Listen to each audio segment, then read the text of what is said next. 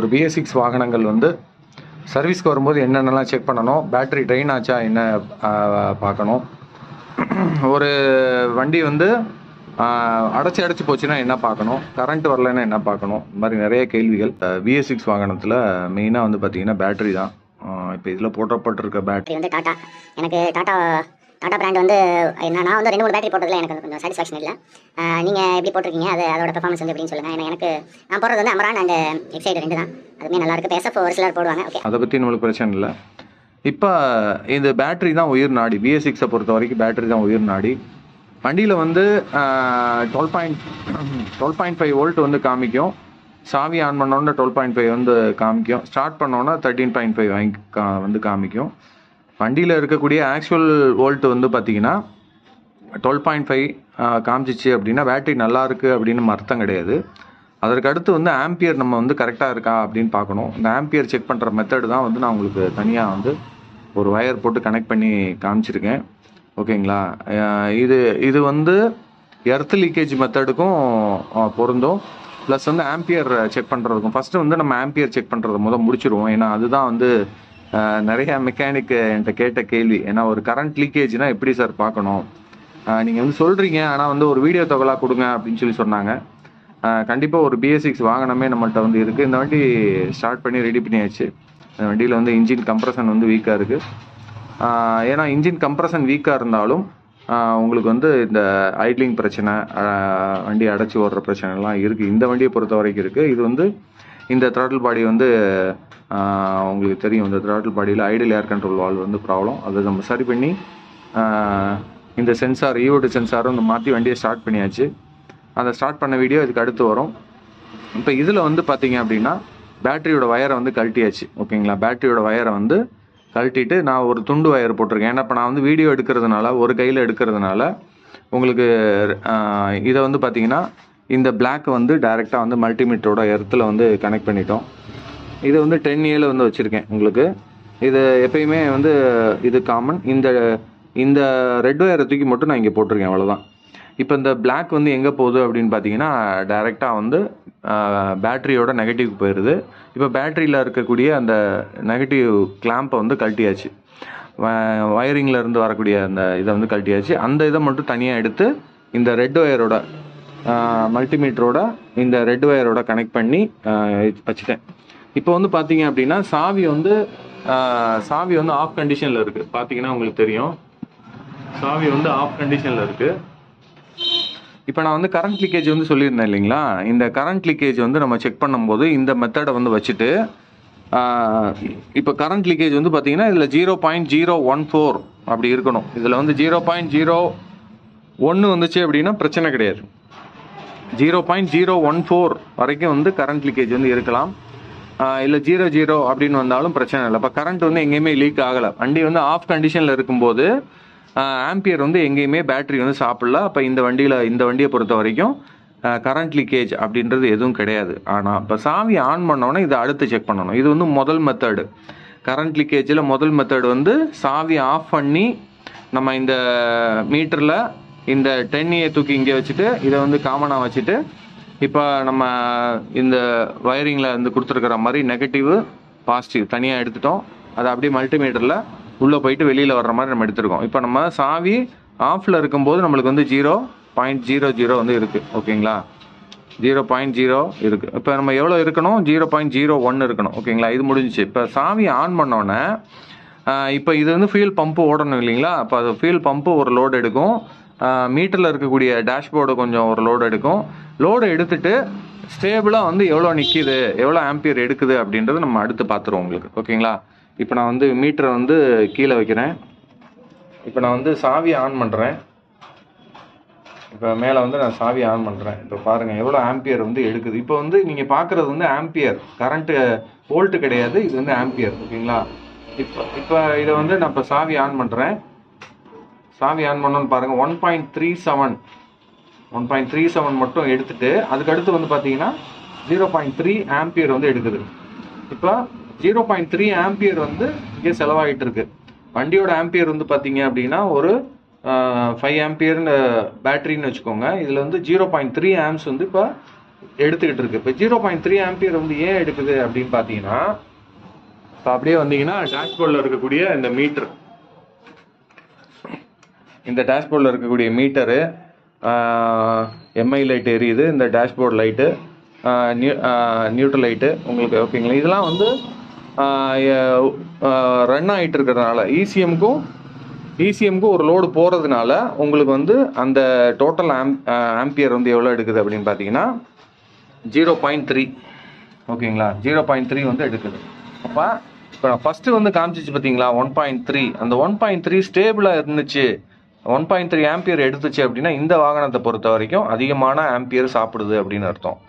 இப்போ 1.3 வந்து நம்ம சாவி ஆன் பண்ணி வைக்கும் போதே 1.3 இதாச்சு அப்படின்னா, சப்போஸ் நம்ம சாவி ஆன் பண்ணி வச்சுட்டு மறந்துட்டு விட்டுட்டோம் அப்படின்னா 1 மணி நேரத்தில் ஓகேங்களா, 1 மணி நேரத்தில் வந்து அந்த பேட்டரி வந்து வேகமாக ட்ரைன் ஆகிறதுக்கு வாய்ப்புகள் அதிகம். ஏன்னா இப்போ வந்து நம்மளுக்கு 0.3, இப்போ நம்ம இப்போயே நம்ம ஆன் பண்ணி வச்சாலும் இப்போ இந்த வண்டியில் 5 ஆம்பியர் ஹவர் அப்படின்னா என்ன அர்த்தம் அப்படின்னு பார்த்தீங்கன்னா 1 மணி நேரத்துக்கு 5 ஆம்பியர் வந்து செலவாகும். இப்போ இதே இது 0.3 ஆம்பியர் வந்து சாவி ஆன் பண்ணும்போது இருக்குது அப்படின்னா எவ்வளோ நேரத்தில் இந்த பேட்டரி ட்ரெயின் ஆகும் அப்படின்றத நீங்கள் கால்குலேட் பண்ணி எனக்கு வந்து சொல்லுங்கள். இப்போ வந்து நம்ம கரண்ட் வந்து பார்த்தீங்க அப்படின்னா 0.3, இப்போ கரண்ட்னா ஆம்பியர் ரேட்டிங்கில் சொல்கிறோம். இப்போ இது எல்லாருக்கும் வந்து புரியும் அப்படின்னு நினைக்கிறேன். வண்டி வந்து அடைக்கிற ப்ராப்ளம் இருக்குது அப்படின்னா வந்து ஃபஸ்ட்டு பேட்ரி உங்களுக்கு லோடு சரியாக இசிஎம் கொடுக்கலனாலும் ப்ராப்ளம். இப்போ இதிலே தெரிஞ்சு போயிடும் பேட்ரி வந்து நல்லா இருக்குது அப்படின்றது தெரிஞ்சு போயிடும். இப்போ இதே வந்து இந்த பேட்ரி வந்து உங்களுக்கு இந்த 0.3 வந்து காமிக்காமல் 0 அப்படின்னு சொல்லி காமிச்சிருச்சு அப்படின்னா இதில் பேட்ரி டெட் ஆகிருச்சு அப்படின்னு அர்த்தம். உங்களுக்கு அப்போ பேட்ரி வந்து நம்ம மாற்றணும். நம்ம அது வந்து 12 வோல்ட்டே வந்து இருக்காது, 12 வோல்ட்டு கீழே ட்ரெயின் ஆயிரும். இப்போ இதுக்கு வந்து பேட்ரி தான் உயிர் நாடி. ஏன்னா இதுதான் வந்து எல்லா பாகங்களையும் இயக்குறதே வந்து இந்த பேட்டரி தான். ஃபஸ்ட்டு அது முடிச்சாச்சு. இப்போ இதுக்கு அடுத்து வந்து பார்த்தீங்க அப்படின்னா ஃபியூயல் பம்பு. நம்ம சாவி ஆன் பண்ணோன்னா ஃபியூயல் பம்ப் வந்து ஓடணும். இந்த ஃபியூயல் பம்பு ஓடுறதுக்கும் இந்த பேட்டரியிலேருந்து தான் பவர் எடுக்கும். அப்போ அந்த ஃபியூயல் பம்பு ஓடுதா அப்படின்றத பார்த்துக்கணும். அதுக்கு அடுத்து வந்து நம்மளுக்கு வந்து கரண்ட் வந்துருச்சு, பவர் காயில் வழியாக கரண்ட் வந்துருச்சு அப்படின்னா பிரச்சனை இல்லை. கரண்ட் வரல அப்படின்னா இசிஎம்முக்கு போகக்கூடிய எர்த்து ஃபியூஸ் ஆகிருக்கா அப்படின்றத பார்க்கணும். சென்சார் சைட் ஸ்டாண்ட், இந்த வண்டியை பொறுத்த வரைக்கும் சைட் ஸ்டாண்ட் சுவிட்சு சாவி ஆன் பண்ணோம்னா இப்போ பார்த்தீங்கன்னா சைட் ஸ்டாண்ட் போட்டிருக்கேன். பார்த்தீங்கன்னா சைட் ஸ்டாண்ட் லைட் எரியுது. சைட் ஸ்டாண்ட் லைட் எரிஞ்சிட்டு இருந்துச்சு அப்படின்னா வந்து உங்களுக்கு வண்டி வந்து சைட் ஸ்டாண்ட் இண்டிகேட்டர் இருக்குது அப்படின்னு தான் அர்த்தம். இது சென்சார் கிடையாது. ஆனால் இது வந்து வண்டி வந்து ஸ்டார்ட் ஆகும் ஓகேங்களா. இப்போ வந்து எம்ஐ லைட் எரிஞ்சிக்கிட்டு இருக்குது. ஸ்டார்ட் பண்ணோன்னா நம்மளுக்கு அந்த எம்ஐ லைட் வந்து ஆஃப் ஆகணும். இப்போ வந்து கரண்ட் வரல அப்படின்னா சைட் ஸ்டாண்ட் சென்சார் இந்த வண்டியில் இருந்தது அப்படின்னா, எந்த வண்டியில் சைட் ஸ்டாண்ட் சென்சார் இருக்கோ அந்த வண்டியில் நீங்கள் அதை செக் பண்ணணும். அதுக்கு அடுத்து பேட்டரி செக் பண்ணணும்னு சொல்லிட்டேன், இது செக் பண்ணணும்னு சொல்லிட்டேன். இதுக்கு அடுத்து கரண்ட் ரிலேட்டடாக வந்து பவர் காயிலில் நம்மளுக்கு வந்து மெயின் வருதா அப்படின்றத பார்க்கணும். எர்த்து வந்து இசிஎம்லேருந்து வரணும். அப்போ அந்த இசிஎம்லேருந்து எர்த்து வரல அப்படின்னா உங்களுக்கு வந்து அந்த கனெக்ஷன்லாம் கரெக்டாக இருந்தது அப்படின்னா இசிஎம் தான் வந்து ப்ராப்ளம். அதனால் வந்து எந்த ஒரு வாகனமாக இருந்தாலும் நம்ம வந்து பேட்டரி ரொம்ப முக்கியம். இதில் வந்து கஸ்டமர் சொல்கிறாங்க அப்படின்னு சொல்கிறதுக்காக நம்ம வந்து இந்த எக்ஸ்ட்ரா லைட்டெலாம் வந்து வைக்கிறத தவிர்த்துடணும். அப்படி வச்சிங்க அப்படின்னா 1 வே டயோடு போட்டு வந்து கொடுக்கணும். வண்டி அடைச்சிருந்துச்சு அப்படின்னா வந்து மெயினாக வந்து பார்க்குறது இந்த ஃபியூல் இன்ஜெக்டர், ஃபியூல் ப்ரெஷர்லாம் வந்து கரெக்டாக இருக்கணும். ஃபியூல் ப்ரெஷர் வந்து நம்மளுக்கு லைவாக இப்போ சாவி ஆன் பண்ணுறோம், இது பார்த்தீங்கன்னா தெரியும். சாவி ஆன் பண்ணோன்னா இந்த ப்ரெஷர் வந்து 35ல் வந்து நிற்கணும், 40ல் வந்துட்டு 35ல் வந்து நிற்கணும். இப்போ அதே மாதிரி கண்டினியூவாக வந்து நம்ம இது வந்து தொடர்ச்சியாக வந்து நான் வந்து வச்சுருக்கேன். இப்போ ஸ்டார்ட் பண்ணும்போது உங்களுக்கு இந்த ப்ரெஷர் வந்து அப்படியே மெயின்டைன் ஆகணும்.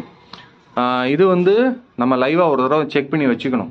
சப்போஸ் இந்த ப்ரெஷர் வந்து கம்மியாக இருந்துச்சு அப்படின்னா வண்டி அடைச்சி போகும். அப்போ அடைக்கிற ப்ராப்ளத்தில் ஃபியூல் பம்போட ப்ரெஷர் நல்லா இருக்குது அப்படின்னு அர்த்தம். அதுக்கு அடுத்து வந்து ஏர் ஃபில்டர் செக் பண்ணணும், ஸ்பார்க் ப்ளக் செக் பண்ணணும். இந்த வண்டியை பொறுத்த வரைக்கும் ஸ்பார்க் ப்ளக் வந்து குட்டி ஸ்பார்க் ப்ளக் ஓகேங்களா.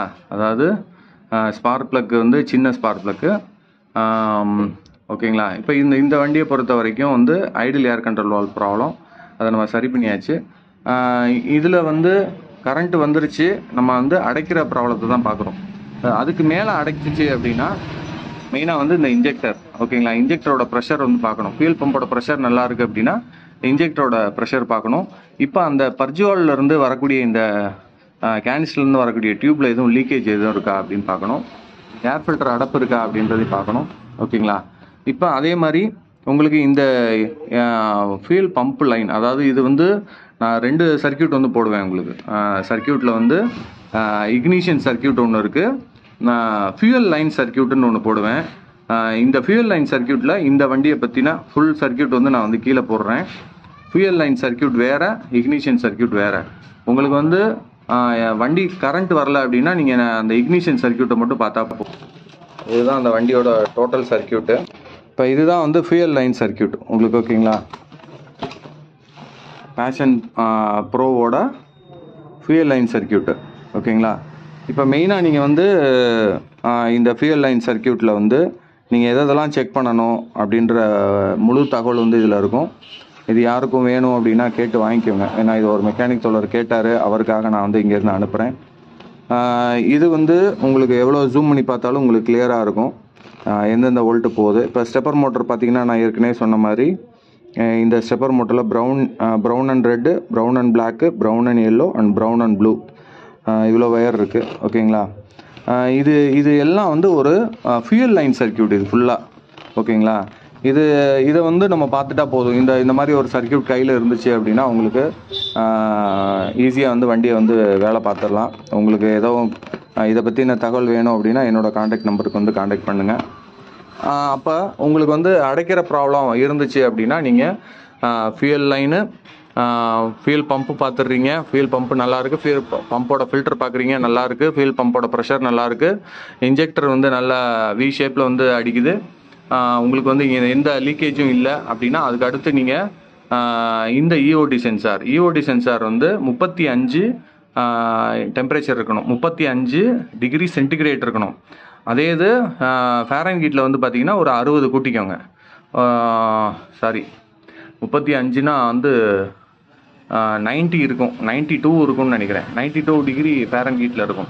ஃபாரன்ஹீட் வேறு, சென்டிகிரேட் வேறு. நானே ஒரு சில நேரம் வந்து கன்ஃபியூஸ் ஆகிட்டேன். அதனால் நீங்கள் ஓபிடி டூல் போட்டு லைவ் டேட்டா பார்க்கும்போது இதோட இந்த இன்ஜின் ஆயில் டெம்பரேச்சர் சென்சார் வந்து உங்களுக்கு வந்து 35 டிகிரி சென்டிகிரேட் வந்து காலையில் இருக்கணும்.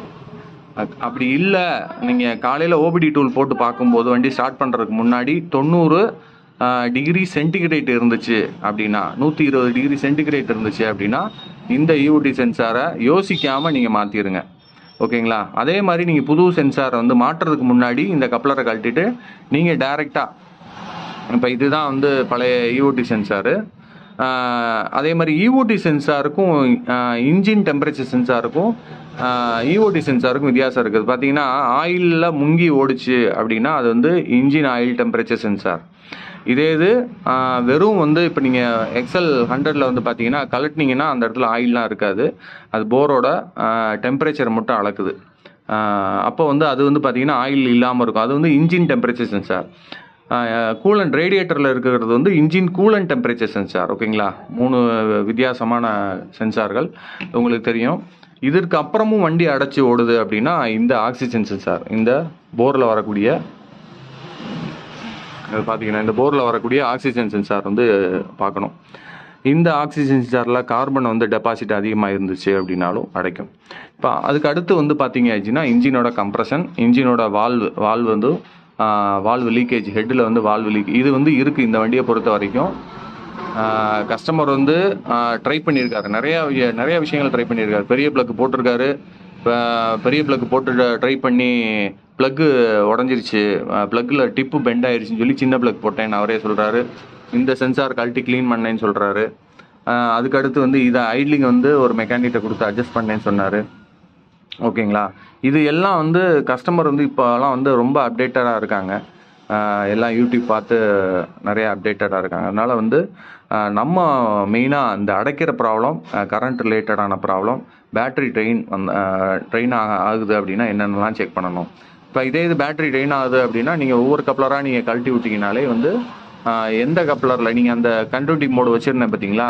இப்போ நீங்கள் வந்து இப்போ இது வந்து 1.3 வந்து எடுக்குது அப்படின்னா ஒவ்வொரு கப்ளராக கழட்டி விட்டிங்கன்னா எந்த கப்ளரை கழட்டும் போது இந்த 0.3 வந்து நிற்கணும் நம்மளுக்கு நார்மலாக. இந்த 0.3 வந்து நின்றுச்சு அப்படின்னா உங்களுக்கு வந்து எந்த கப்ளரை கழட்டும் போது அது 1.3லேருந்து 0.3 வருதோ அப்போ அந்த கப்ளரில் இருக்கக்கூடிய அந்த 4 வயரை மட்டும் 4-5 வயர் அதை மட்டும் பார்த்தா போதும். இந்த இன்ஃபர்மேஷன் வந்து உங்களுக்கு பிடிச்சிருக்கும் அப்படின்னு நினைக்கிறேன். இதில் வந்து எனக்கு தெரிஞ்ச தகவல் தான் நான் சொல்லியிருக்கேன். இதில் ஒரு சில தகவல்கள் விட்டு போயிருக்கலாம். அதே மாதிரி வண்டி BS6 வண்டி பார்க்கணும் அப்படின்னா இன்றைக்கி வந்து மெக்கானிக்கால் பார்க்க முடியாது அப்படின்றதுலாம் எதுவும் இல்லை. வந்து கம்பெனிக்கெலாம் அனுப்பிச்சிட்டு இருந்தாங்க. இப்போ எல்லாமே நம்ம வலைதளங்கள் மூலிமா, அந்தந்த வலைதளங்கள் மூலிமா இப்போ வண்டிகள்லாம் அவங்கவுங்க பார்க்க ஆரம்பிச்சிட்டாங்க. அதற்கு வந்து இந்த மாதிரி ஒரு சில கூகுள் மீட்டிங்கும் வந்து காரணம். வாரம் வாரம் வந்து ஞாயிற்றுக்கிழமை கூகுள் மீட் வந்து இலவசமாக கொடுத்துட்ருக்கோம். ஞாயிற்றுக்கிழமை 6 மணிக்கு 6:30 மணிக்கு நம்மளுக்கு வந்து கூகுள் மீட் வந்து இலவசமாக கொடுக்குறோம். இந்த கூகுள் மீட் வந்து வேணுன்ற மெக்கானிக் தோழர்கள் கீழே தெரிகிற கான்டாக்ட் நம்பருக்கு கான்டாக்ட் பண்ணுங்கள். இதில் வந்து வேறு ஏதாவது தகவல்கள் வேணும் அப்படின்னாலும் கேளுங்க. அடுத்த வீடியோவில் சந்திப்போம். நன்றி, வணக்கம்.